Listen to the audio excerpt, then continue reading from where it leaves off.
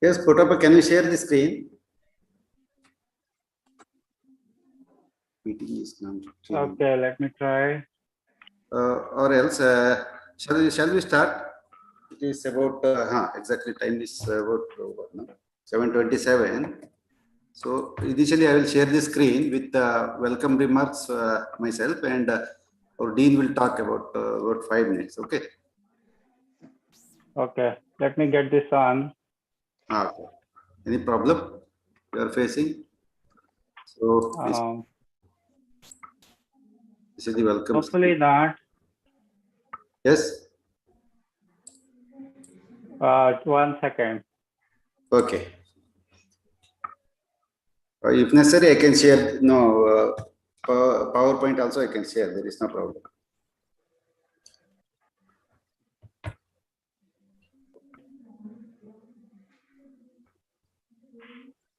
Okay, so can I try one time to share? Yes, yes. Because I am sharing now, it may not be possible for you to share, but I will stop now sharing. Okay. Try now. Just to test it out. Yeah, just try now. Okay. Is it possible? Yes. Now we can. There is no problem. Just so you can see it, right? Yes, yes. No problem. Now we will start because it's 7:30. All right. Okay. So I will start sharing the screen. Okay. Just okay, nice. Okay. Welcome to everybody. Hello. Okay. Welcome to everybody. Myself, Dr. Shridhar, Professor and Head, Department of Pharmacology and Toxicology, Veterinary College, Shimoga. So, yes, yes. We'll start because it's 7:30. All right. Okay, just I will start sharing the screen. Okay, just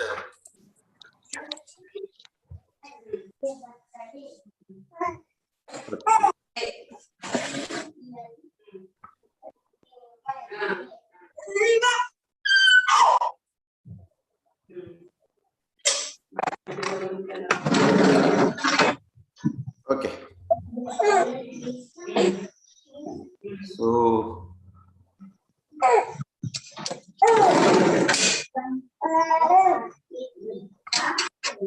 welcome to everybody. Somebody is talking. Please mute your mic, sir. Welcome to everybody. So myself, Dr. Shridhar, Professor and Head, Department of Pharmacology and Toxicology, Veterinary College, Shimoga. So we are conducting the Veterinary Education Update Series. This is the 4th interactive session, and this is conducted on today. That's the 18th June 2021 at 7:30 to 8:30 p.m. Indian Standard Time. The topic of this particular webinar is opportunities for Indian veterinary graduates in the USA, and the Dr. Puttappa Dodmane, who is done his BVSc, PhD and DABT, who is a top toxicologist, California Department of Pesticide Regulation, and the California Environmental Protection Agency, that's California, USA. So is the guest speakers of today, and I welcome Dr. Puttappa. Hello, you are there, no? Okay. Oh, yes, I'm here. Okay, okay. Dr. Puttappa. Yeah, thank you. And, I will have the very brief introduction of Dr. Puttappa. Before the Dean talks, I will just introduce Dr. Puttappa to the audience so that they will get some idea about the esteemed speaker. Yes, Dr. Puttappa is from Sagar. That's Dodmane, a small village, and he has done his BVSc and AH in Veterinary College, Bidar. That's also from the University of Agricultural Sciences, Dharwad at that time, during the year 1997 to 2002. And he has done his MUSc in Veterinary College, Bengaluru, in Veterinary Pharmacology and Toxicology under KVFSU Bidar in the year 2003 to 2005. So he has done his PhD in the University of Nebraska, that's the medical center, Omaha, Nebraska, USA, in the year 2006 to 2015. Of course, he has done his postdoctoral fellow in the University of Nebraska, then especially the same thing in the year 2011 and 14. Of course, he has got the certificate in project management by the University of Washington in USA in the year 2014 to 15. And he has also done the prestigious Diplomat of American Board of Toxicology certifying course in the year 2015. So this is, of course, his the degrees and other thing. And of course, he has got a vast experience of the particular work experience. And he has worked as the teaching associate in the clinical service department, Veterinary College, Hebbala, Bangalore. And especially he has worked here for about 11 months. Then he has taught the clinical medicine in the clinical pharmacology and toxicology. Later, he has joined as toxicologist and pharmacologist, study director in the preclinical services, BBBL Mysore, during the year 2006 to May 2006, just for 3 months. Of course, he has worked as the team leader and designated, conducted, monitored. Of course, all these things he has done. Then he has done an internship program under the Novartis Institute of Biomedical Research, that's the NIBR, in the Switzerland in the year 2019, and worked under GLP setup. That's also in vitro model development. And also he has worked as the ORIS fellow and a manager in the toxicology of human health risk assessment, US EPA, Environmental Protection Agency, from the year 2014 to 16, and 1 year, 6 months he has worked. And of course, the current state is also the associate toxicologist. He has worked in the California Department of Pesticide Regulation from as associate toxicologist during the year 2016 to 17, about 1 year and 8 months in the California, United States. Currently, he is working as the staff toxicologist, California Department of the Pesticide Regulation from December 2000 onwards till current date. And of course, he has worked as 5 years to 2 months in the California Environmental Protection Agency, California, USA. He has got 5 years of 2 months experience as on date. And of course, he has got many credentials under his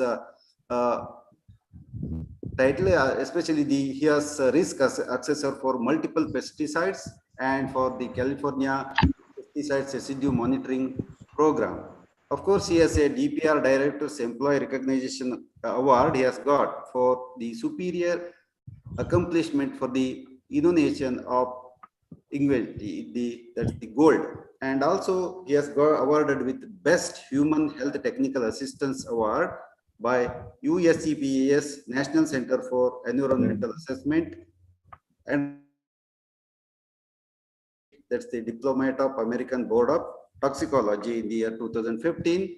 And he is a past president, Northern California Genetic and Environmental Toxicology of Association, especially. And also he has worked as the editorial board member for the prestigious journal, that's the Toxicology Reports, which is having a very high impact fact, a very good scientific journal. So this is the very brief introduction about the guest speaker, today's guest speaker. Of course, he has got much more credentials. He is most simple person, down to earth person, and helping the many students. So today we want to have interaction with him to learn about how to go to the United States of the America and get the education, or maybe to the job, or for the other purposes. So, with this brief introduction, I welcome Dr. Puttappa to this online webinar, and also I welcome our beloved Dean, Dr. Prakash Nadur, sir, who is always supporting us in the conducting of many technical events like the continuous veterinary education programs. So I request Dr. Prakash Nadur, sir, to speak about this particular session and other things. Yes, sir.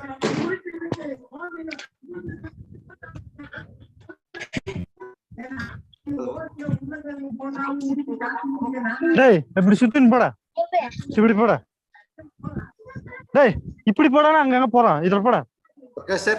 Are you there? Sir? Sir, Nadu sir is there? Hello? Hello?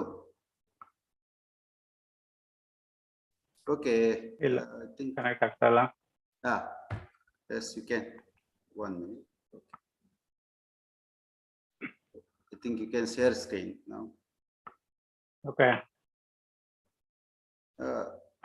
Okay, when Dr. Nadu sir enters, and we will allow him to talk. Okay. Thank you. All right. You can go ahead with the presentation.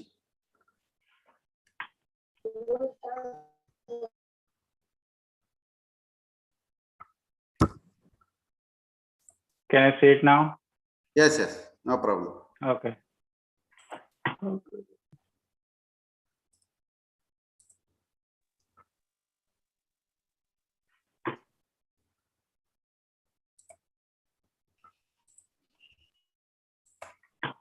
I think this is a better view.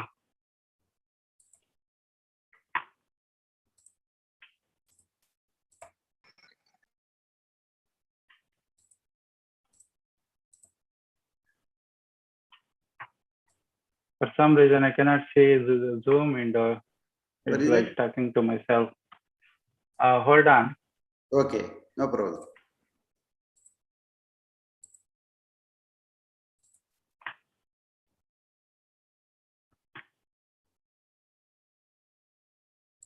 Okay, that's okay. Okay, okay, no problem. We can come back. Yes, yes. Yeah, first of all, thank you for letting me speak and interact with students, I suppose, and others. It's a pleasure to come back and talk to being an alumni for the college and the university.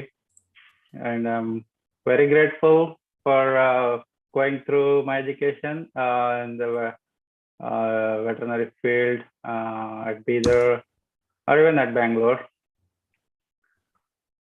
So I know this is a series, so you have heard from other people regarding different routes, how people can create their careers here. So I'm not going to repeat similar stuff. I concur with whatever you heard from Shweta or other people. Even Sindhura had a talk few months ago. So those are the very useful tips for anybody who's trying to do higher education here in US or any other European countries. As you got introduced about me, I'm currently working as a toxicologist, which is maybe when being undergrad, you may not understand what toxicologist means. So I thought I would give more information about how one can get into this field as an example that applies to any other field you would choose. So I thought I can be good source to explain what a toxicologist is and how and where he can work if you get higher education in this field. So with that, I will. This is my contact information. You can contact me by email. That's the best way to contact. ಅಮೆರಿಕಾದಾಗನೇ ಇದೆ ಬಹಳ ಜನ ಹಿಂಗ ಮಾಡ್ಕಳಿಸ್ತಾರೆ ಏನು ಉಪಯೋಗ. So this is the disclaimer. Being an employee of a government agency, I have to say the opinions I express are mine and not of my current or previous employers.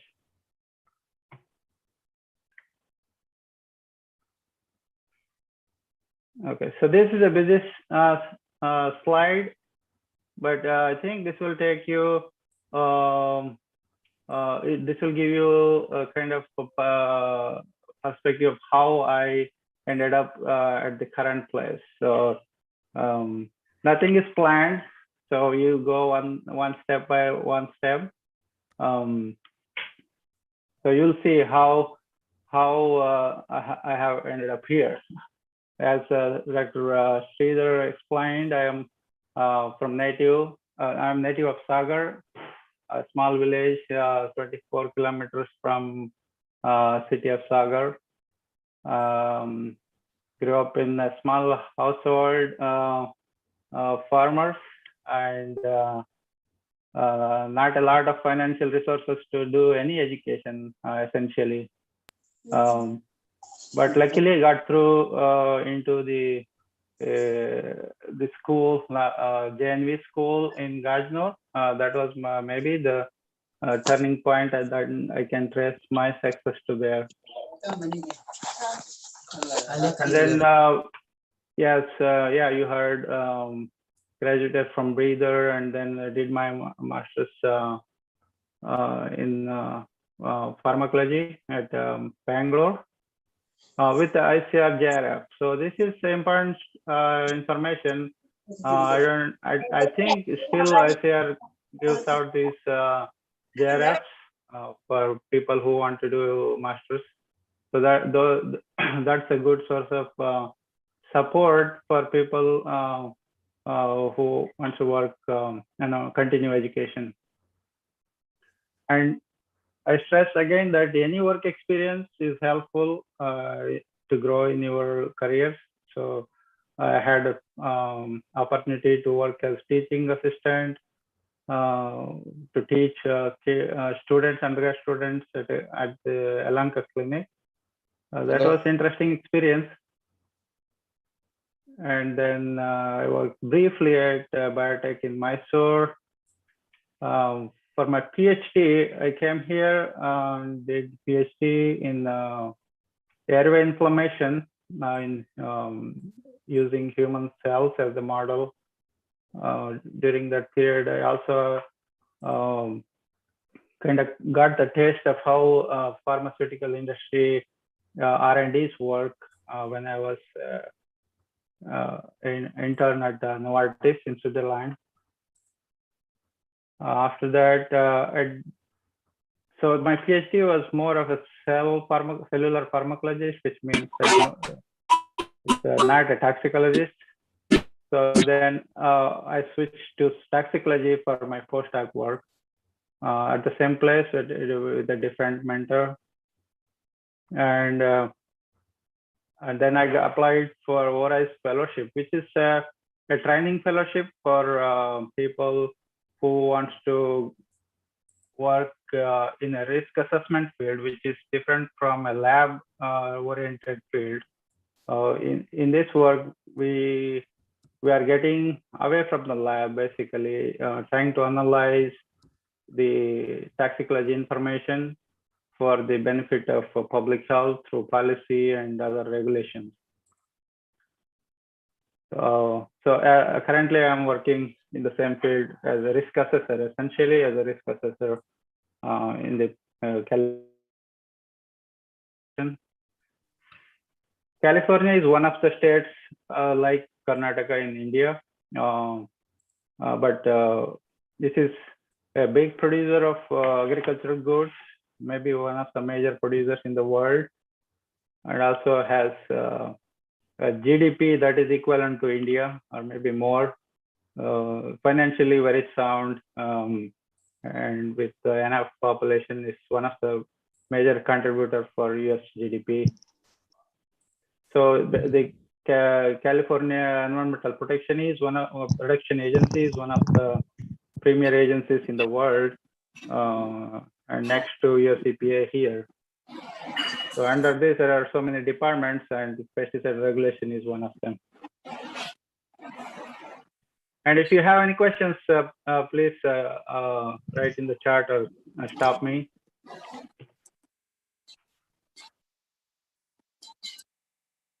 Okay, please. So, yeah.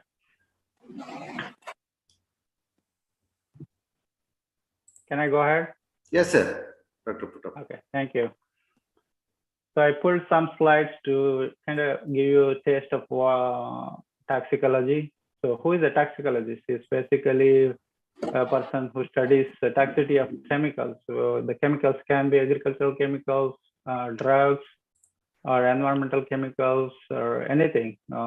Every day, people are touching the chemicals, feeling the chemicals, eating chemicals, food, water, everywhere. So chemicals are around us all the time, even if you don't notice. A toxicologist is basically an expert who has knowledge, experience in toxicology in the sense that he has knowledge of toxicity of chemicals and how they impact the health of humans and animals.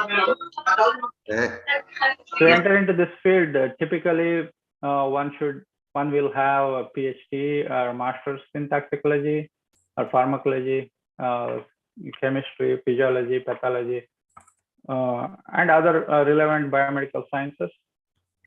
Lately, the toxicology field is expanding to include a lot of computational toxicology experts, and they are contributing in a big way to make toxicology a big data oriented and help risk assessment and other areas of like drug screening, high throughput screening.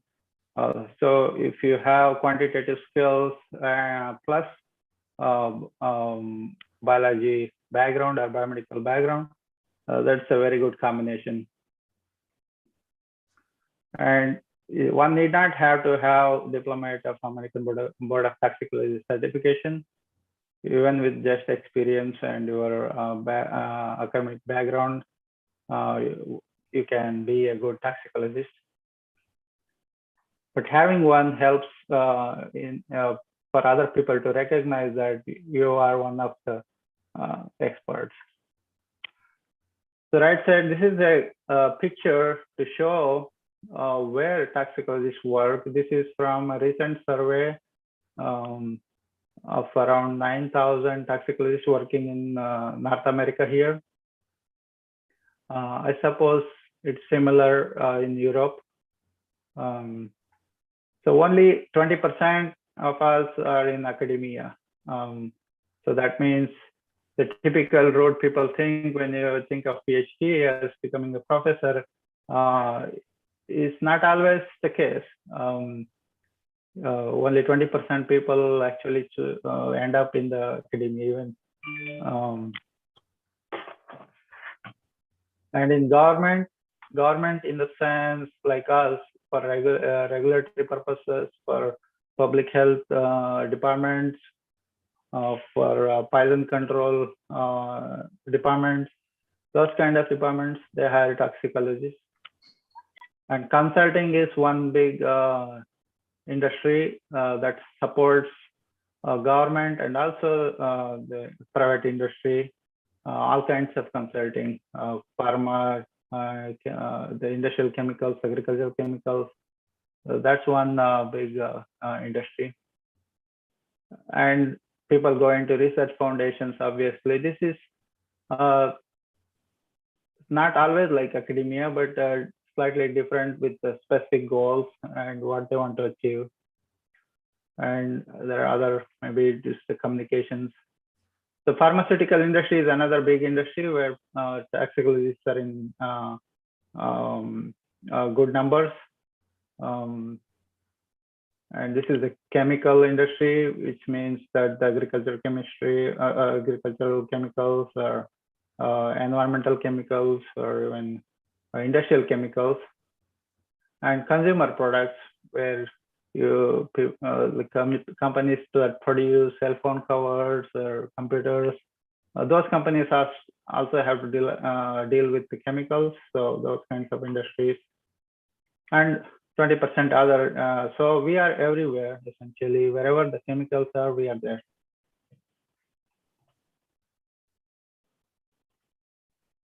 So how do we play a role in the outside world? So toxicologists can work in different areas, industries, as I mentioned. Within those industries, we can say they can work in different parts of the process. A lot of toxicologists are involved in generating data, which means they're involved in conducting studies in the contract research organizations or R&Ds or labs.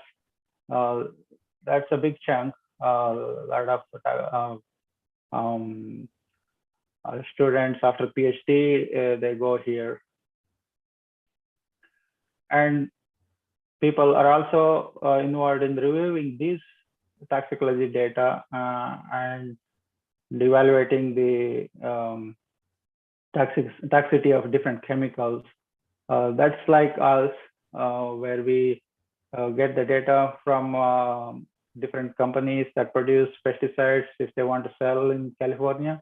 So they will have to give us the data, and then we evaluate that data to see if that is okay to register or what needs to be done. In the chemical world, we call it risk assessment, but in the pharma world, they call it safety assessment in general terms. So people are involved in there to generate safe or no risk values. We call toxicity values.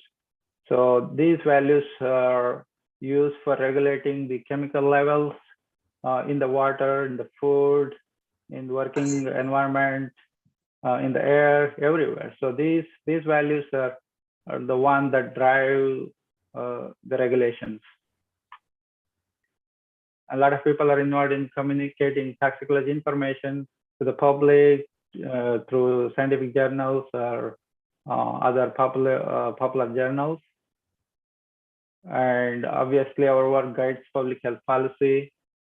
And another important aspect is to train new generation of toxicologists, because this is a on-the-job training situation. So unless you get in there, you are not experiencing, or you are not learning the in and outs of the toxicology field.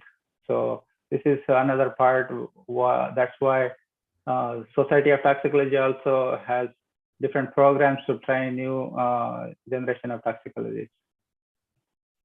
Ultimately, our work is towards protecting public health, safety of workers, and protecting natural resources through protecting ecosystems and food resources and water resources, those kind of things. This is a very high level view. If you have questions, we can talk about more. This is me and my kids and my wife. He recently graduated, so he's a kindergarten first grader now. This is how they spend the time in pandemic quarantine time. So with that, I will take any questions. I know this is a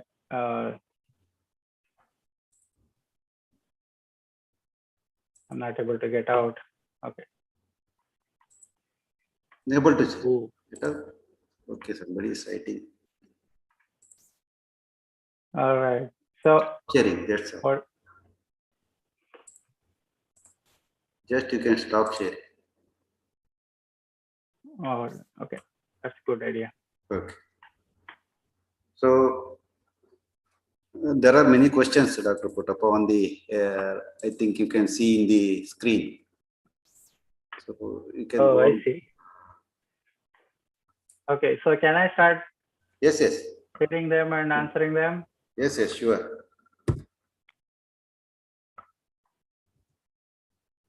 Okay. Yeah, you have to give me some time.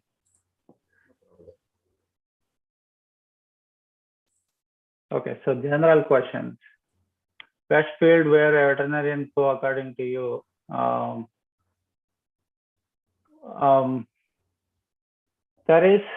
There is no such thing as best field. You have so many opportunities to explore. I would say when I was at in the first year BSc, I did not know where I would end up. Thinking back, I don't think I would make any changes how I ended up, but having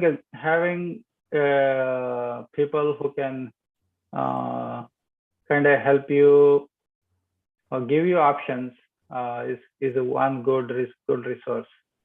And the sessions like this are very good resources.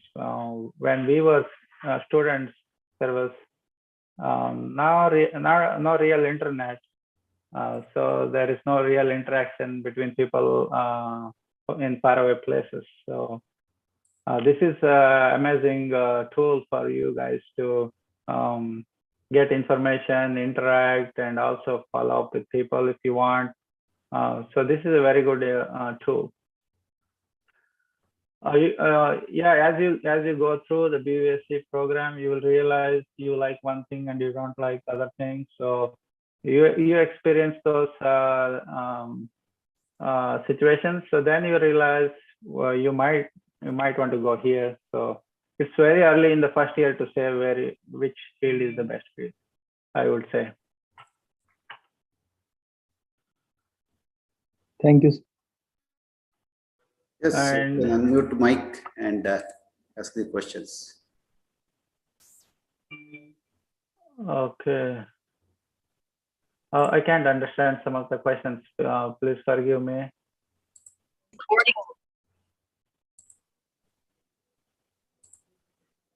So someone is asking, Saurabh, how I went for PhD. I mean, licensing exam or any other. How much did it cost? Okay. So yeah, I want to make a correction. Dr. Shridhar might have scared you. So in there he put that I did PhD from 2006 to 2015. Don't be scared. That was not that long. It was 2006 to 2011. So essentially here PhD means it's for 5 years average, and it's pretty standard. In Europe, it's only 3 years. But there are differences how you get into PhD in Europe and how you get into PhD in US. So for your question, to get into PhD program, just after BVSC, I think is ideal if you are prepared in the BVSC. If I had the choice, I would have done that way. Because we already have enough qualifying years of education with just the BVSC. And also, if you are oriented enough to one field at that stage, then you can pursue the programs which you want to enter into. So I would say when you are in BVSC, you have to kind of prepare yourself for the field you want to. So that's one thing I want to suggest. And for exam-wise, to do PhD, as you might have heard from other speakers, you will, most colleges or universities will require GRE and TOEFL. I guess that is still the case for most of them. I mean, I entered PhD a long time ago, so my information may not be current, but you can check out all kinds of websites and other resources. It's pretty easy nowadays to get the current information. For GRE is essential, and TOEFL is essential, that's for sure. But ultimately, you are not using only the GRE and TOEFL. So graduate program student evaluators, they use all kinds of criteria. So they want to compare you against another applicant coming from Europe or locally or even in other countries. So you are competing against everybody in the world, essentially. So your mentality should be like, I am the best, or I'm going to be the best, in the sense that you should have that kind of knowledge to have that confidence at that stage. You don't want to become expert, you can't become an expert, but still what I want to suggest is you have to do your own research. So nothing is taught in this classroom, or teachers may not help you because they don't have the resources and the knowledge. So you have to dig information on your own to make up your confidence, and then compete with confidence in the sense that you have attained some special skills by the time to help you compete against other kids, or you might have done a project that is very relevant to your field. That kind of puts you ahead of other people who might not have that experience. So real world problem solving experiences. Either you had handled a project in the lab, or you handled some kind of data analysis, or anything that kind of helps solve a problem. Those kind of experiences, if you gain being in undergrad veterinary courses or college, then that will make you very competitive, I would suggest. Those things actually we did not do when we were there, because at least you are asking about PhD. At that time, I did not think about PhD. So yeah, you are way ahead of me if I compare. Regarding cost, it depends on which exam and which licensing exam you are talking about. Obviously, you don't have to worry about anything until you get into a PhD for any other. So to get into a PhD program, you need to have GRE and TOEFL, which have some cost. I don't know exact amount, but you can find those out on the website. Sir. Yes, Nilesh, tell me. Sir, what is the procedure to join masters in abroad, any country? Like after BBSc, how can I join for masters in abroad? So there is no real difference, I think, between how you enter into a master's program and a PhD program, at least in the US. But people usually enter into PhD because even if you get a master's here, people again switch to PhD. If you use your master's for some other purpose, like to create a career in a different field or in a related field, then the master's is a good option. But usually people switch to PhD pretty quickly, even if you enter master's. For entering master's, it's the same as PhD. So, and there are, at least in the universities I went through, there are few master's programs in the biomedical science than PhD programs. So for other disciplines like engineering and other things, there are more master's programs, I think. And also they take more master's students. I have seen for biomedical field, there will be more PhD students than master students. And is it possible to work after my BBSc degree in abroad? Yeah, you might have heard from Naglilavati, I think. So yeah, she's a good source, and yeah, it's possible. But you have to clear whatever the licensing exams and training, those things that require you to practice here. So your BVS is enough as a basic training, but you have to have the licensing done here. Okay. So yeah, I see more hands up. Vamshidhar.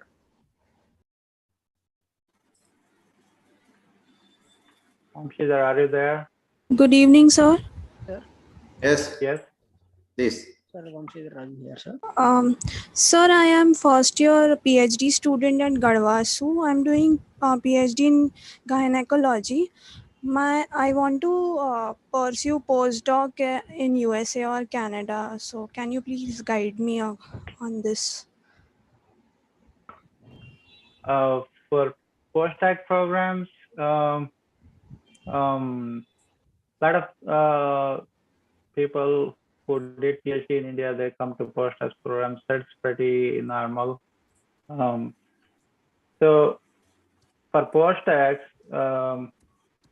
you need to have your field defined in the sense that you know where you're going. Because when PhD students, the expectation is that you come here and kind of wet your feet and then learn and then choose where you want to go. But for postdocs, the expectation is that you know already where you want to go. So when you come here, you are expected to kind of produce the results quickly. Results in the sense you start addressing problems, conducting experiments or whatever. So essentially you start working here, not as there is no student mentality. I mean, you obviously learn as a student for life, but the expectation is that you are more of a professional worker than a student. So for entering those kind of programs, you can find out with the vacancies. They are advertised pretty widely in the open websites or university websites. That's one way. Another way is you have to make some kind of contact with people you know in your field through your experience or your publication or through your connections, somehow to find out if you can identify if they have opening that fits your needs and their needs. So it's pretty tough if you're sitting alone in India and trying to figure those out. But it's doable. If you're already working in the field, then you know which labs here are the top labs, and maybe you can make a list of 20-30 labs that you work in your field. Then you have a list of people to contact. That's one way to go. So yeah, there are many ways. At least I think I suggested a few. So hopefully those are helpful for you. Meanwhile, Puttappa, I will request our beloved Dean is there already in the line. Sir, are you there? Yeah. Excuse me, there are some serious problem in getting connected in time.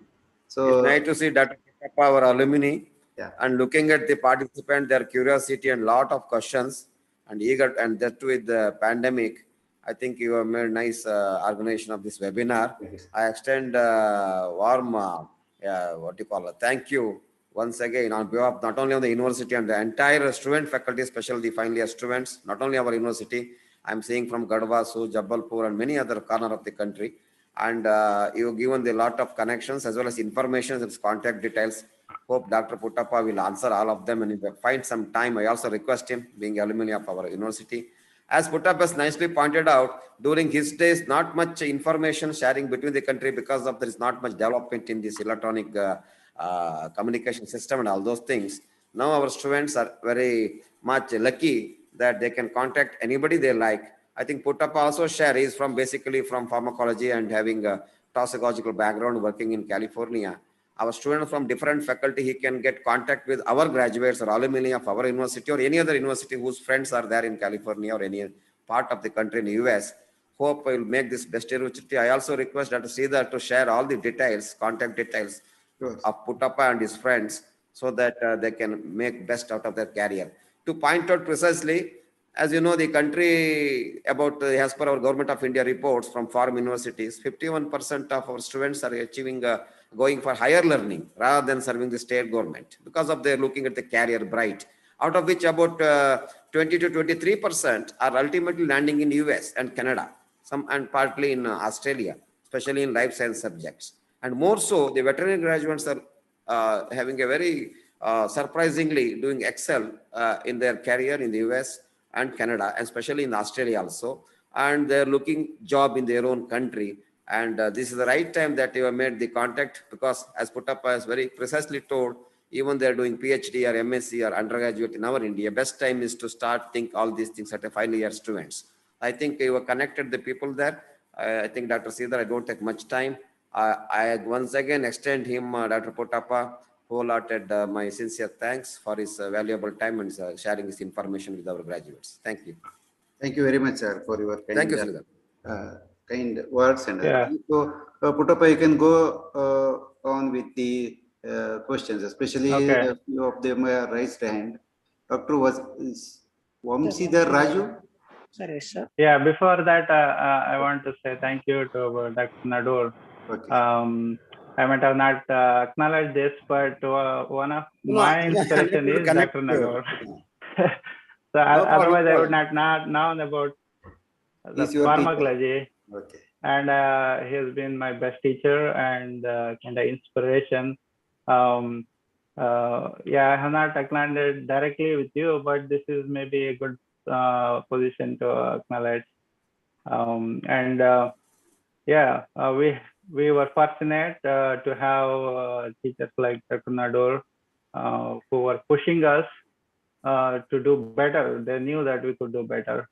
Anytime I remember, anytime they would get frustrated at us, kids would get angry. But I thought maybe they are expecting different, higher level of things from us. So that's what I felt, and I think that is true. Thank you. You're welcome. So going to next question. Sir, good evening, sir. Somebody are there to ask the questions, and whenever there are no questions, you can ask. Okay. Anybody wants to ask? Sir. Okay. Sir, Please go ahead. My BBSc, and I will be completed by next February, sir. 2022 February, sir. Can I get a chance to do my research work that is masters in USA or Canada with some scholarship, sir? Are there any chances? As I said, if you want to come here for PhD, you need to have scholarship.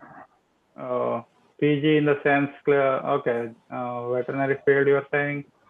Yes. Yeah, any program you come, I suggest you come with the scholarship. Otherwise, it's pretty expensive here. Unless you want to fund yourself, that's another option. For veterinary science related, like clinical science related postgraduate programs. Veterinary science, not clinical science, sir. Veterinary science. Yeah, sorry if I don't differentiate the veterinary science from other animal sciences. It's been a long time. But if you essentially, if you are trying to get into veterinary school for a master's program, there are so many master's programs. I have seen veterinary students entering into preventive medicine, master's programs, epidemiology and preventive medicine, even clinical toxicology programs. Yeah, there are programs, if you explore, it's as good as any other program. You essentially have to qualify with the necessary GRE, TOEFL, and plus you have to show on the paper that why you are going to that program. So essentially you have to build yourself to go to that program. So a simple analogy to explain is like if you want to go and get a pilot license, you need to have pilot training before, right? Yes, So, or at least you need to know where the pilot schools are. So, in that way, whenever you want to pursue any programs, you need to explore where those programs are, what they need, and then see how you can match with their needs. So, I would suggest you explore. There may be veterinary schools. There may be how many? Maybe around 40 veterinary universities here, veterinary schools. So it's pretty easy to scroll through and find the information you need in a week. So you can do that. Yes, thank you, sir. Yes, Saurabh Shukla. Saurabh Shukla. Good evening, everyone. Good evening. You are Yeah. from? Please introduce. Sir, I am BVSC first year student from College of Veterinary Science, Ayodhya. Okay, good. Ayodhya. Sir, I wanted to ask whether for studying higher studies in foreign, whether college is important or not. Means, are there listed colleges for higher studies, Indian listed colleges to enter into foreign for higher studies? Or foreign countries allow all Indian colleges students? Oh, that's a good question. So it depends on the program. For example, if you are trying to get licensed in the end to practice veterinary here, all the veterinary college you came from should be on their list. That I know for sure for veterinary licensing exam. For regular PhD and masters, I'm not sure they have a list or anything like that, but obviously they might check all those things when they admit you. But I'm not aware of any list or requirement like that. So yeah, I'm not a good person for that one. But I have not experienced anything like that when I admitted to PhD program, got admitted to PhD program. But obviously they check your official transcripts, like they want to request your transcripts through your university, not from you, like another copy of records that university has. They have to duplicate it and attest it, and they have to directly mail it to the university here. So that's how they kind of confirm where you studied and how much marks or whatever CGPA or whatever you got. That is one route they verify. Maybe there is new ways to verify right now, but at that time, I think that was maybe the more common way. Thank you, sir. Okay. So, Saurabh Sharma, it's over. Saurabh Sharma. Yes, sir, it's over. Thank you. Okay, okay. Then Yashwant Naidu, please introduce yourself very shortly. Good morning, sir. Good evening, sir. I'm Yashwant from Veterinary College of Korutla. Korutla, Andhra Pradesh. Okay. Yes, sir.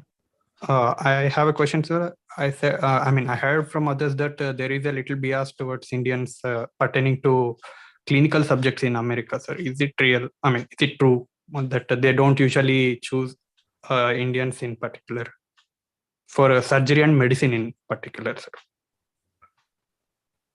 I'm not in that field to say anything, but I don't think that's necessarily true. That just because we are Indians. Maybe it is true because we lack so many skills and training in our undergrad. That may be the reason why we kind of not able to compete with local students. I think that may be the reason. And also you not only need the veterinary skills, you need the communication skills and other skills to be in the clinic. So I think maybe those skills matter more when they decide, rather than who is applying and where he comes from. Okay, sir. Okay. Pawan Uppala. Pawan, are you there? If not, Yes, sir. Yes. okay. Good Okay. evening, sir. Okay. Actually, I'm a final year BVSC student, sir. I am from Sri Venkateswara Veterinary University. Tirupati. Yes, sir. Yes, sir. Okay. Please. Can you suggest something to get many scholarship or stipend in abroad?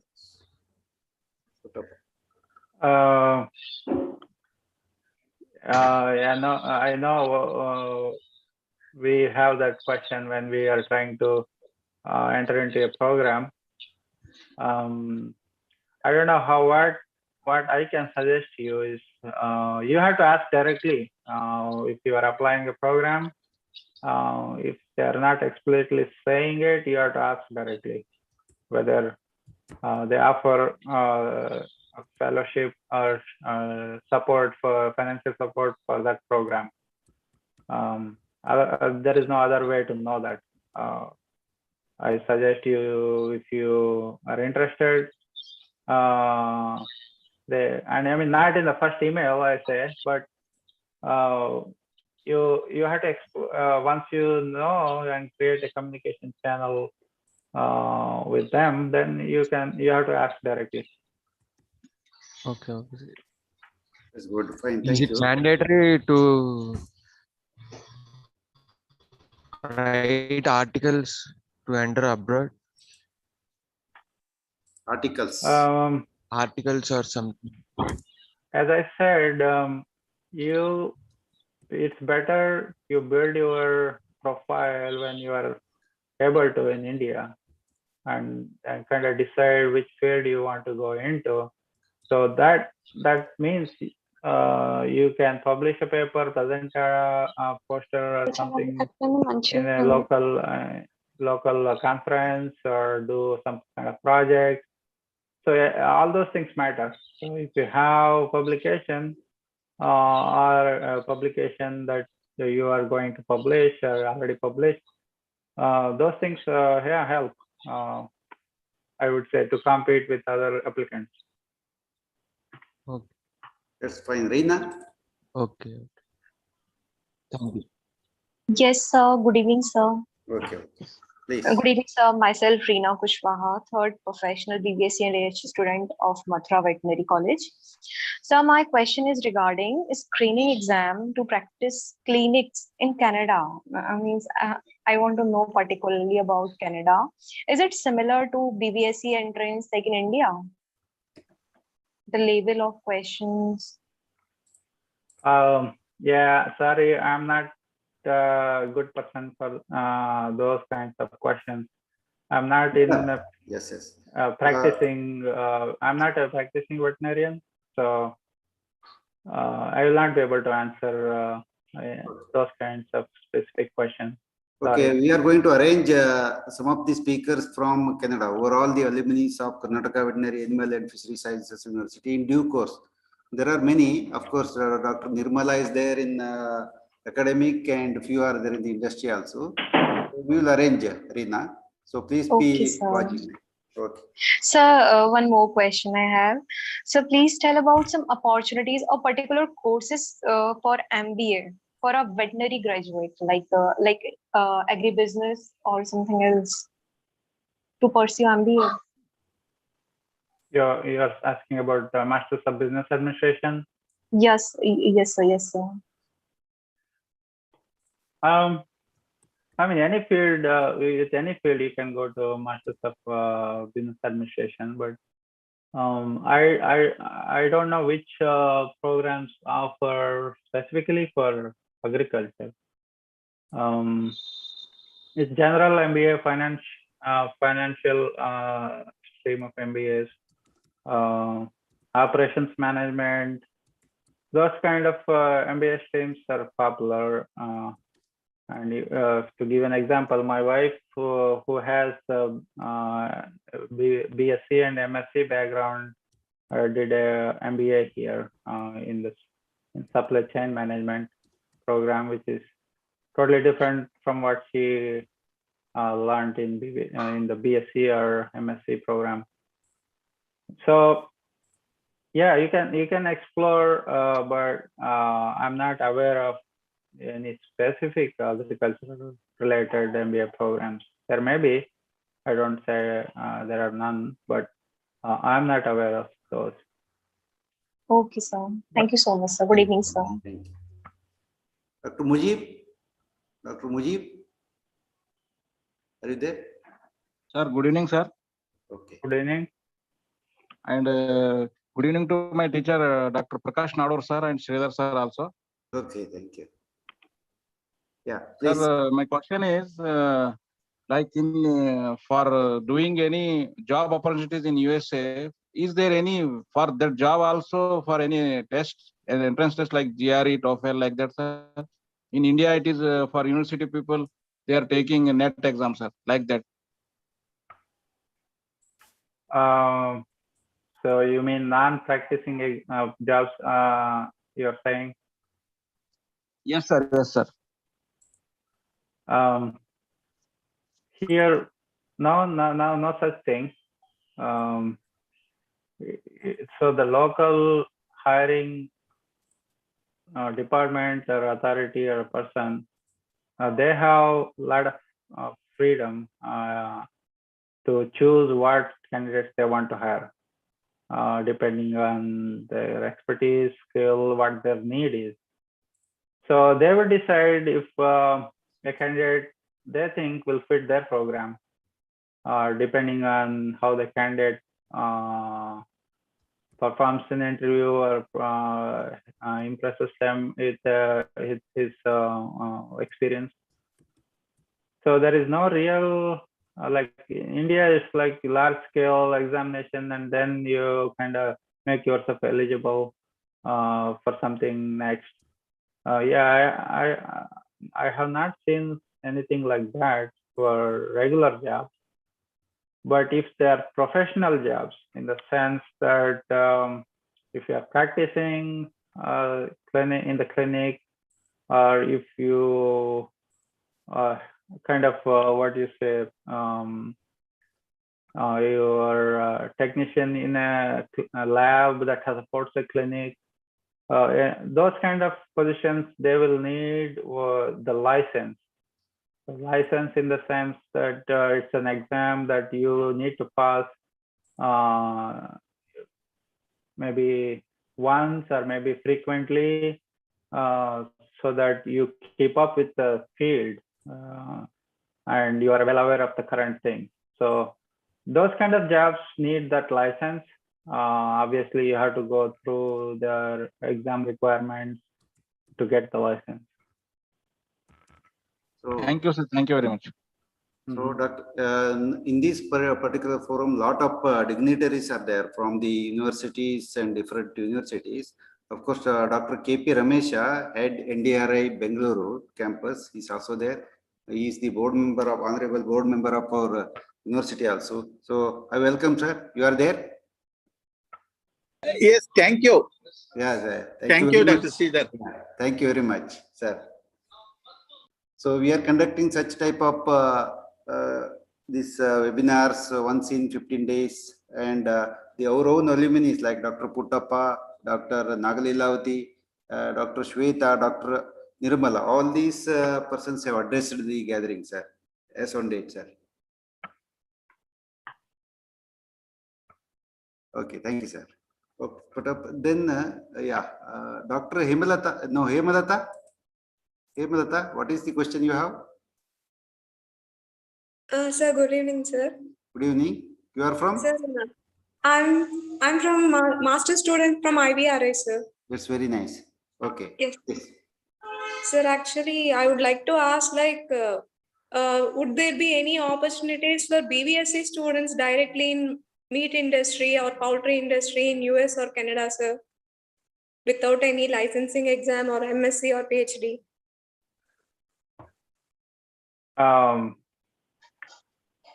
since I'm not in that field, I'm not aware of it, obviously. But if you not fit, sorry to interrupt, sir, like not exactly in those industries, like any other opportunities directly for BVSC students, like after their graduation, would there be any opportunities for job without any licensing exam or any MSc or PhD? yeah, sure, why not? If you consider yourself as a regular graduate and apply to the jobs that don't need license when you're here, yeah, you should be able to compete with other candidates if you have good matching skills for the requirements. I would not say it's mandatory that you need to have this or that for all the jobs. Thank you, sir. Thank you. Thank you, Minata. Yes, Prashant Kumar. Prashant. Good evening, sir. Yeah. You're from? Sir, I am fourth year student from Ranchi Veterinary College, sir. Okay. And so my question is, what are the skills we can learn during our undergrad that can help us become better PhD scholar? Like you just said, skills like data analysis and all. Yes. Yeah, anything that helps solve a problem.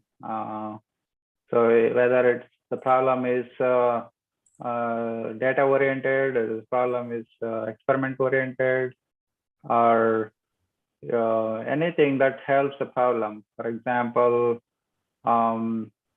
if you are looking into data that is already out there regarding a certain disease or a chemical, then you can dig up and see if that is having any real concern in your region or in your current years, if it is a it's the recent data. So yeah, obviously you basically have to show that you can solve a real problem by conducting experiments or involving yourself in experiments, or as you said, data analysis. Yeah, any computational tools you use, you learn new things, and big data analysis is used everywhere now, even in veterinary field for every research nowadays. So yeah, that will be helpful for you wherever you go. Data analysis one, like knowing how to handle a phone nowadays. So you need to know. Yes, Prashant, you can go through the videos of earlier which are posted in my YouTube channel. Dr. Shweta, who is also from the USA and our alumni, she has in a very brief, she has mentioned. So it is in my YouTube channel. So you can go through that particular thing. What are the things need to be done under the BVSC thing, what you can publish, and how to write a CV. All these details are there. Okay. Then Hitesh. Dr. Hitesh Ram. Thank you, sir. Thank you. Yes, sir. Sir, presently I am pursuing my master's at Central Agriculture University as well. And I would like to know how to choose a particular university and how to apply for PhD program under certain projects in US. I mean the main brief procedure to apply for PhD program. Yes. Yeah, looks like you did some work. So if you know which area you are going into, then you can, I suggest you find which labs are interesting to you, depending on the publications they produce and kinds of model they use. You can explore which you think are better fit for you, and then whenever there is you have to match the deadlines to apply, obviously, but before that you can find if they have opening in their team for a PhD student by directly contacting. And when you are trying to contact, you have to present yourself with whatever you want to pursue in the PhD program, or when if like if you get admitted there. So you have to kind of express yourself, showing your interest, motivation, why you want to do this, first of all, not only interest. So yeah, if you approach and they have opening, they might say, yeah, you need to apply through formal channels, but you can keep me posted. You can, when you approach, you have to expect that those people who are handling a lab or anything, they are getting so many emails from other students like you. So they will be evaluating as and when you they see any communication from you or other students. So obviously, you have to be patient, and also you have to be persistent in contacting different labs and different professors to find out if you and your expertise match their needs, and if they think you will be a good fit for their lab. So you have to find out. That's the only way I say to really find out. But also some programs I know they have a different system where they screen the students independently of the labs, so that they select a pool of students for the whole bigger program, like the university medical center program or a cancer program or something, and then they let the students to go to different labs. So then the professor don't have much freedom to select the students. So those kind of programs you can directly apply without contacting professors. But it's hard to know which are those programs. So for example, when I applied for my PhD program, I applied to different universities. At least one other university I got an offer. I had directly contacted the professor and expressed my interest in their program. But I ended up in a different university for my PhD, and that I had not contacted any professors. I had directly applied. So it's hard to know which universities treat the incoming students which way. So you have to explore. Those things also change over time. Like some universities may have this policy in 1 year, next year they may have different policy. Nothing is written on stone here, so you have to explore. Okay, sir. Thank you, sir. Jai Surya, I think you are waiting from much time. Jai Surya. Yes, sir. Yes, please. My name is S. Jai Surya from Tanuvas, sir. I am a last year, 4th year student. Sir, is there any entrance exam for doing our masters in Canada, like in India? Canada, especially, he has already informed that he is working in the USA. So in the next week, we are going to arrange some webinar, especially who are from our own alumni, Dr. Nirmala or the Dr. Veena, who are there in the different industries and also in the academia. So please wait until that thing. Okay, Jai Surya. Okay, so one more question, sir. Yeah. Sir, opportunities in pharmacological and toxicology subjects, sir, in abroad. Yes, you mean for becoming a toxicologist? Oh, yes, sir. Like what kind of job do we do there? Like that? Yeah, so if you missed my slides, I had the few slides there. So for toxicologists, you can enter to industry, whether it's pharma, chemical industry, or into the government, and also into consulting, all kinds of areas. But it again depends on your experience and your research experience and research profile. Okay, sir. As it is in India, I would say there is nothing different than here. So in India, even toxicologists are in demand in pharma companies, in the chemical companies, even in, I think recently there is growing consulting industry there. Yeah, it's the same everywhere because chemicals are everywhere, I say. So you need people with expertise to manage, handle, and guide policy for public health everywhere. So, Dr. Puttappa, one question is somehow interesting. 1 minute. Do Indian students face racism during the study in abroad? Somebody has asked this question. That in my personal experience, I say no. Because news media, you read so many things, and also on Twitter and everywhere.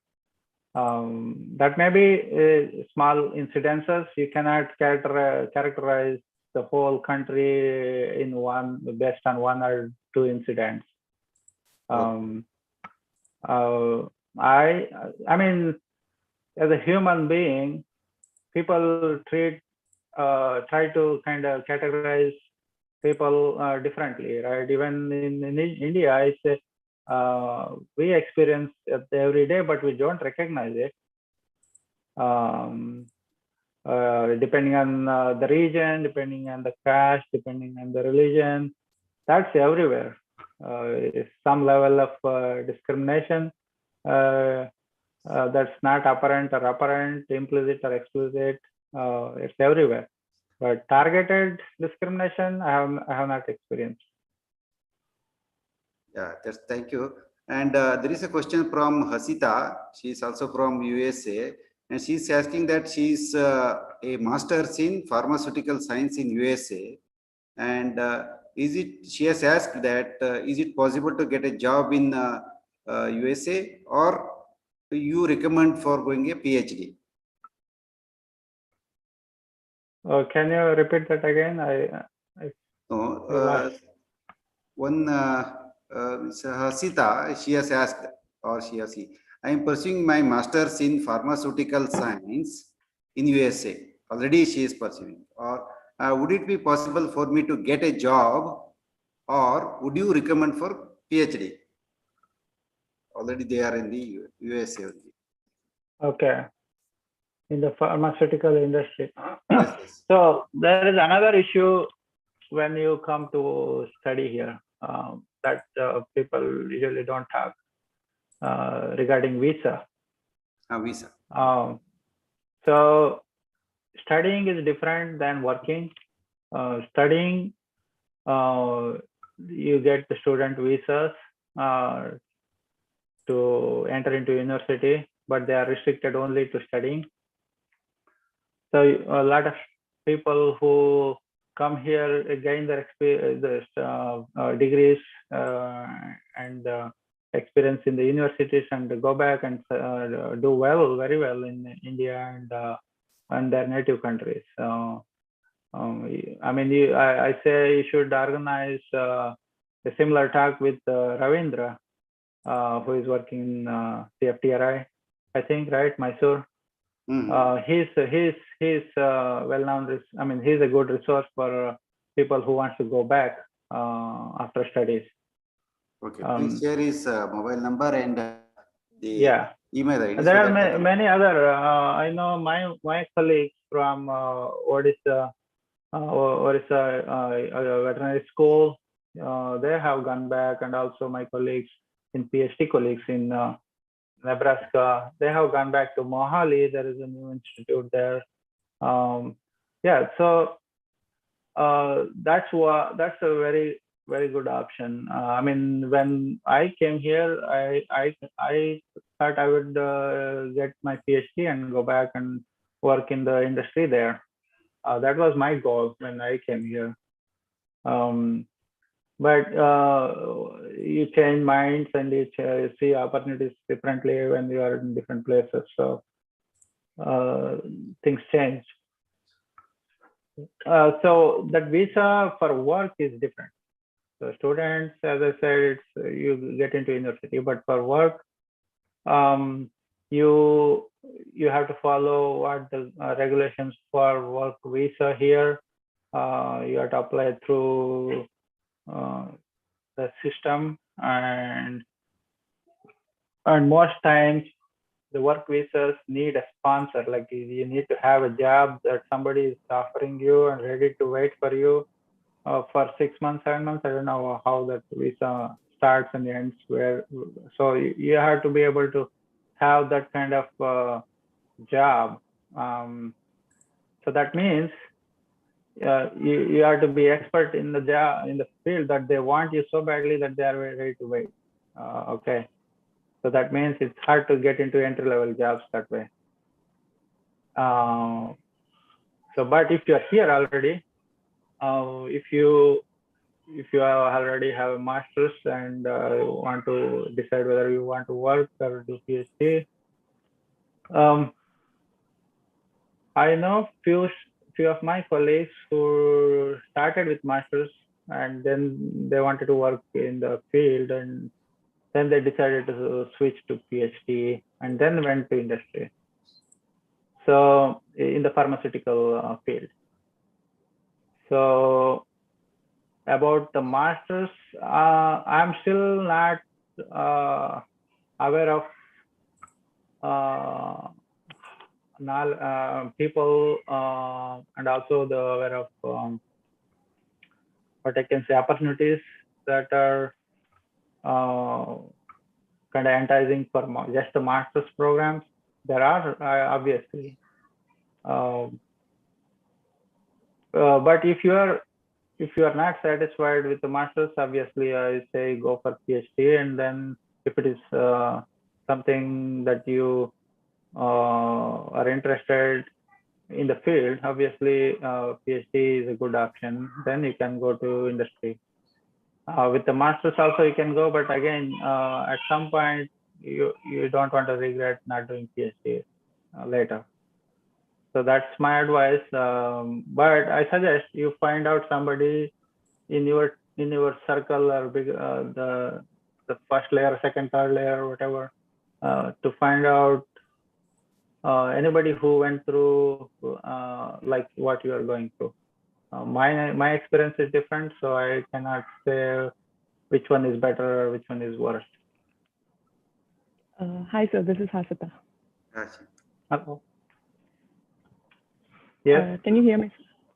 Yes, we are hearing. Please. Yeah. Thank you so much, sir. Now about you are working in pharmaceutical. Yes. Okay, go ahead. Yes, sir. So my actual question is, whatever I have searched for, I see just the entry-level jobs as a research assistant in the university labs, but not the actual jobs which I get in the industry level. So would there be any opportunities with masters in the industry level? The question I has been think answered so. by him actually. Yeah, you have answered Is this it the question. same continuation of the same question or a different question? Yeah, it's the same, sir. Okay. Okay. Umesh So, Shauri is also. Can I get more information? Can I get more information? So are you in a lab already doing masters, or are you already did masters and are you working? No, sir. I'm in a lab working with, I'm still pursuing my master's. I can email you my information. Okay.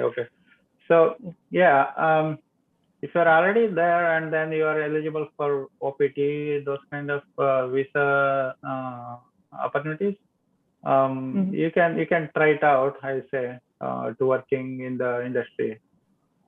In my internship experience in Novartis, I saw more masters people in R&D than PhDs. Because every lab will have more technician than the lead investigator. So there are opportunities, but again, as you said, those will be for the technician type and for the positions that help conduct experiments, those kind of things. But again, with the masters, if you want to go to the different field that is connected to pharma, like the regulatory field, the masters is more than enough if you gain experience on the job with other requirements for those jobs. So you don't have to have PhD for all the jobs. Yeah, you can. If you have more questions, you can email me. Okay. Thank you. Yes, Umesh Shauri. Excuse me, sir. So, good evening, sir. Myself, Umesh Shauri, first year student from PV Narasimha Rao Veterinary University, Warangal, sir. So, my query is it mandatory to have license exam if we have pursued masters in foreign, sir? License exam is totally different than any degree. So, license exam is mandated by the regulations here that you need to have that license. Doesn't matter you have PhD or masters or any other thing. So if they think that job requires a license, yes, you need to have that license. Okay, sir. So after completing BVSC here in India, can we do our masters in foreign parallelly accessing for license exam, sir? License exam is independent from any other programs, so you don't need to go or get admission to do that, right? You can do it on your own. Even sitting anywhere in the world, you can start the licensing exam if you want to do that. So yeah, I think why not? If you can manage the time and effort, if you can put, then yeah. So another query, sir. Do we have any sources for providing scholarship for Indian students rather than the college itself, sir? Maybe there are, but I'm not aware of those kinds of opportunities. Even if there are, it will be very rare. Okay, sir. Thank you, sir. Hello, sir. Yes, Sarthak Pandit. Sarthak Pandit, are you there? Okay, please. Hello, sir. I am from West Bengal, and I have done my master degree from West Bengal University of Veterinary Science. So, how can I get a job, and what is the procedure to get a job in foreign? If you kindly said about this matter, will say about this matter, it will be helpful for me. I don't know how to say this.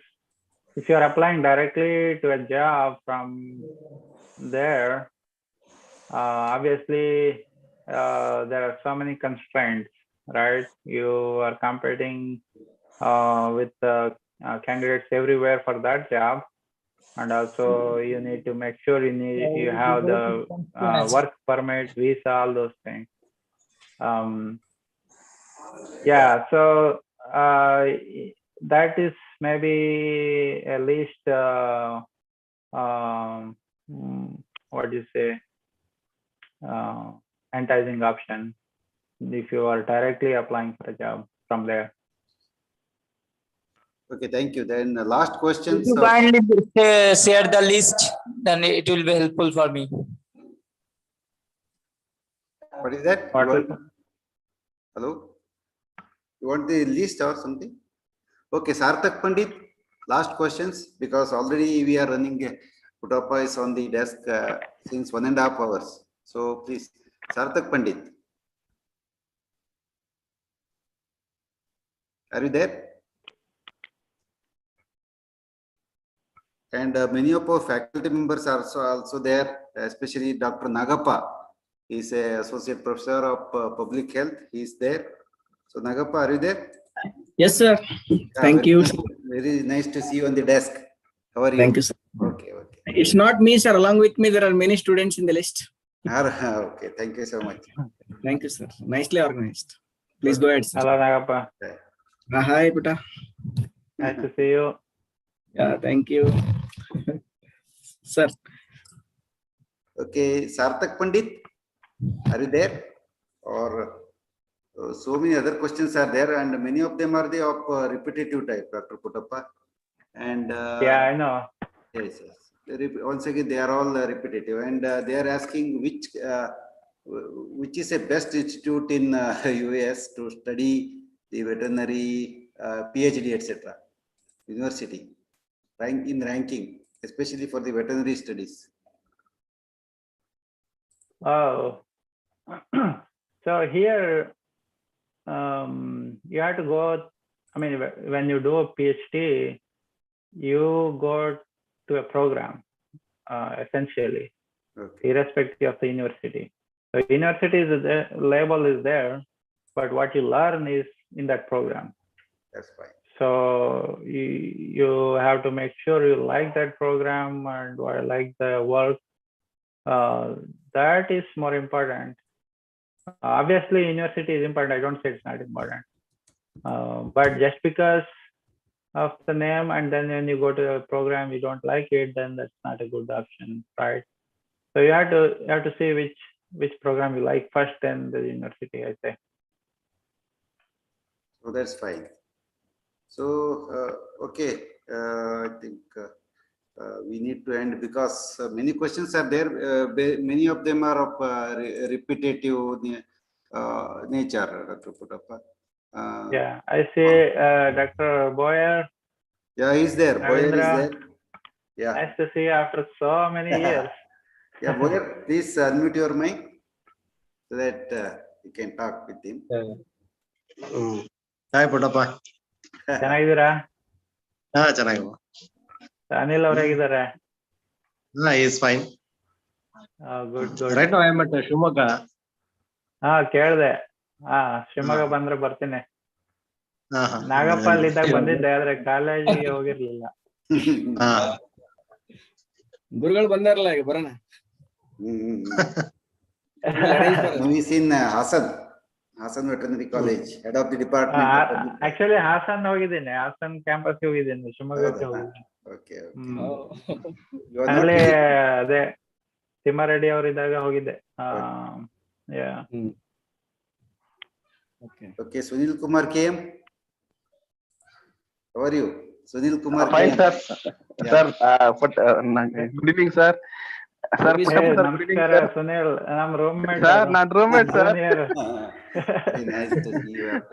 Sir, ಅದು WhatsApp ಅಲ್ಲಿ ಎಲ್ಲ ನಮ್ Navodaya school chat group ಎಲ್ಲ ಹಾಕ್ಬಿಟ್ಟಿದ್ದೀನಿ. So ಎಲ್ಲರೂ ಹೇಳ್ತಾ ಇದ್ರು, ಎಲ್ಲ ಕಡೆ widely circulated in Navodaya groups. Okay, good. Hopefully it helps somebody. Sir, one thing we should appreciate about the Shivamogga is that Kashmir to Kanyakumari to northeast to Kutch, ಇವತ್ತು students ಇದ್ರು 300 ನೋಡ್ತಾ ಇದ್ದೆ ನನ್ನ ಸ್ಟೂಡೆಂಟ್ ಗಳನ್ನ. Really you are doing wonderful work. Your team sir, Nadur sir, yourself and all of you.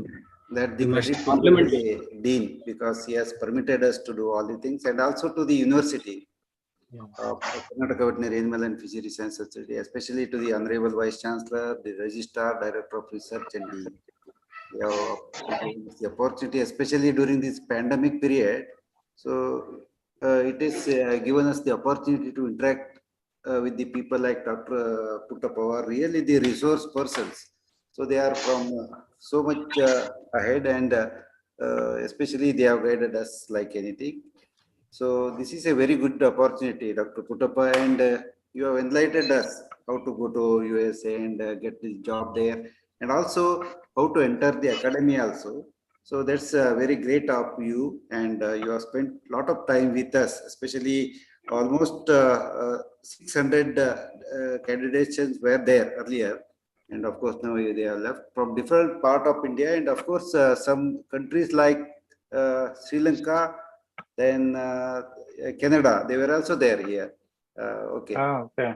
Yes, yes. From Yeah. So another thing people might not recognize is that when we are there, we are only goal oriented to do whatever we want and wherever we want to go. But after spending so many years, almost how many now, 15 years outside, you realize what you miss more than what you accomplished. Yes. So you miss a lot of things that you think were not so important in your life at the early stages. Yes. So you miss family, basically miss a whole generation in your relatives that they grow without you knowing them or they knowing you. So it's very, very different situation when you are away. Yes, sir. That's great of you. That people have to recognize when they kind of go out. No, yes, you're all the hardworking students. As I was a faculty in Bangalore Veterinary College, so we have spent a very good time with you all, especially Dr. Shweta. Yeah, I know. Yeah. It was a And very you treated us well. That's right. With nice evening snacks. Yes, yes. Everything. Yeah. Thank you. Best time I have spent is with you all persons, especially in Bangalore Veterinary College. I worked for 15 years, but I could get very good company of you all. So that's fine. So shall we end here? Because yeah, sure. Okay, okay. Yeah, Because I if think people have specific questions, they will be motivated to write emails. Okay. Excuse me, sir. Yes, yes. Sorry to interrupt, sir. I have a question, sir. One more last question, please, sir. Yes, yes. Sir, if we have a BVSC in US, will they consider as a vet graduate or just like a pre-vet graduate? DVM. I don't know exactly how to say this. So if I compare how people get into veterinary programs here, so in India it's different. So in India you do 12th standard and then go directly to veterinary. Here veterinary is a professional degree, so they have to have 4 years of other degree before they can get into veterinary degree. I think that's the norm. So that's why it's hard to. It's not. I mean, it's not correct to say we are equal in the sense of the knowledge and how we go through the to get a degree, BSc degree or here DVM. So that's a major difference. So that's why to make the level playing field equal for everybody who come from outside, they have the licensing exam to make sure people outside have the necessary training and knowledge to practice here. So thank you, sir. Thank you. Okay, that's good. So now it's already 9:05 here. I think Puttappa need to go to his office and work. And this is the office since this is the 1.5 years. Oh, that's right. So yeah, I know. Today I felt weird because I had to dress up. Very nice. Very nice. So yeah. You have spent us about 2 hours. You have spent with your precious time. And on behalf of the Karnataka Veterinary Animal and Veterinary Sciences University, Dean Veterinary College Shimoga, and on behalf of all the students and the faculty members, I thank you profusely, Dr. Puttappa, who stayed with us a long time. And of course, I have shared your email without your permission because many were asking this thing, and hope you will be helping them through the email and other thing and a guiding force, because it is very much required. The time it is very much required. The students are interested to go outside and do their study and also to do some job, but At the same time, they do not have the guidance, proper guidance. So your speech was of immense help to all the student community of the Karnataka and also from the different parts of the India. So thank you very much. Thank you very much. And also I thank Dr. Prakash Nadur sir, the Dean of Veterinary College, Shimoga, for the opportunity given to host this particular webinar, and also the university officials and the students, especially who have participated from throughout the India. Many more than 600 students have participated in different forum. Of course, it's in Facebook or the YouTube or also through the Zoom. So I also thank them, and of course my faculty members of different constituent colleges of Karnataka Veterinary Animal and Fisheries Sciences University. I also thank them, and especially I am thankful to our own college faculty, sir. So have a good day. I think in the US it's day, no? So it is night. Yes, morning. Everybody have a good day and good wishes to you all. And of course, let us conclude the particular webinar. And in the future also, Dr. Puttappa, a request with you is, if any good resource persons are there, like you there in the industry, etc., and equine practitioners or any other persons who can enlighten us in different aspects, you can call me or you can mail me at any time. Okay. Yes, so so in my contemporaries, like people I overlapped in the BVSC or MUSC, there are so many people here who are eager to help if people have trouble or want more information. Yeah, definitely. We can get together and help not only regarding the career options for students, but also people who are already there, who are trying to enrich their knowledge, which kind of where the things we learned here can be shared with them to enrich their knowledge. Okay, thank you so much for joining. And you have any last words to the students who participated here? How to study and go ahead with the thing? Yeah, they might have heard from everybody they meet. Yeah, nothing different. One thing I practice, or at least I unknowingly practice, I say, is that I tried my best to learn as much as I can and do as much as work as I can at every stage. So that kind of creates a platform for you to jump off to the next stage in a better position.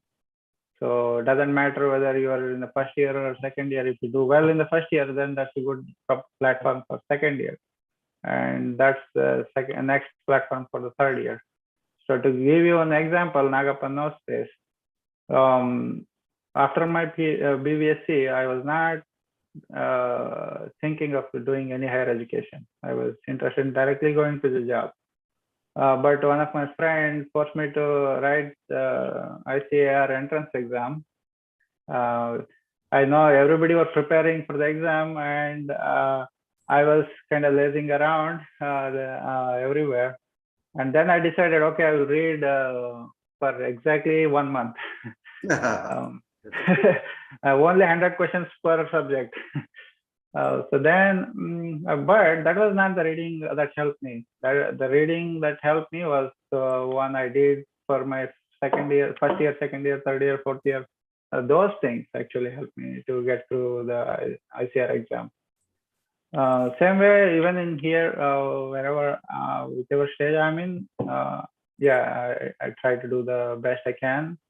So I suggest the same for anybody who is trying to progress in their careers. Anyway, I am going to put this in my YouTube channel so that it will be very helpful to the students, so that they can go ahead with this thing with your kind permission. Puttappa? Yeah, sure. If it helps, yeah, why not? Okay. So this may be the first time I'm on YouTube then. Is it so? It's okay. It's okay. Now technology has improved, no? So yeah, I know. we get to utilize. So thank you very much. Have a nice day. And yeah, thanks. And I know people are staying late now yes, at yes, 9:15. yes, still Yeah. they are there. Okay. Many of about 60 are there. So have a nice Yeah. day. Yeah. Thank you, and you guys have a good night. Okay. Thank you, sir. Thank you. Thank you, everybody.